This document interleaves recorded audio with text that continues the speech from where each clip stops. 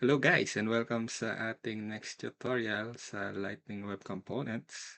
And para sa tutorial na to is gumawa ako ng bagong Lightning Web Component na pinangalanan ko data binding.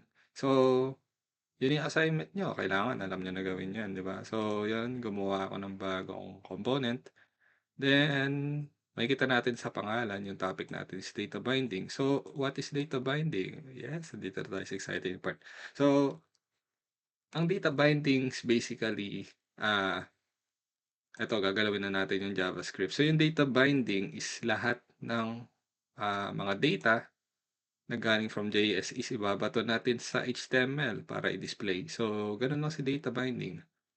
So yun na ba? Tapusin ko na ba yung tutorial? Hindi naman. So yun, kailangan natin syempre i-demonstrate.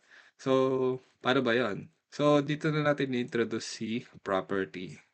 So si property is siguro mas familiar kayo sa variable, no? So yun yung tawag sa LWC. Property siya. So yun yung tawag sa variable dito. So para mag-declare ka ng variable is kailangan mo lang yung pangalan. So for this example siguro, name ko na lang. Name na lang. First name. Sige, first name. Tapos yung siguro pangalan ko. Yan. Pwedeng single quotation, pwedeng double quotation. So, double quotation na lang in this case. So, ito yung name ko. So, ganito mag-declare ng variable. So, alam niyo naman siguro yung ibig sabihin ng variable, no? Placeholder. So, meron tayong property, no? So, property para masanay ka. Property na ang value is Romualdo, no? So, itong first name, pwede natin siya magamit dito sa ating HTML. So, paano natin ma-access ito? So, gagamit ka lang ng curly braces. So, kunwari, hello, then, ayun, nag-ano na siya, nag-recommend. So, ganyan lang, no?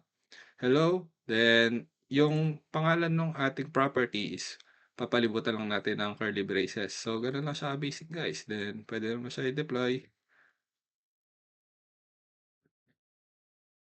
Then, yan. So, refresh natin to. Tingnan natin kung gagana siya. And pag gumana, ayaw mag-ano so, isang issue rin to sa Salesforce, no? Hindi agad nagde-deploy. Hindi agad nagre-reflect yung changes natin. So, try natin i-log out, no?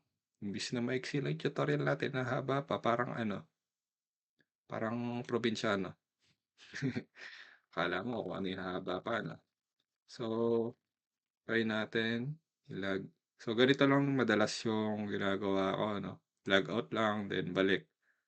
Hopefully, mag-reflect yung changes. Sana mag-reflect. Opportunities, then yung record.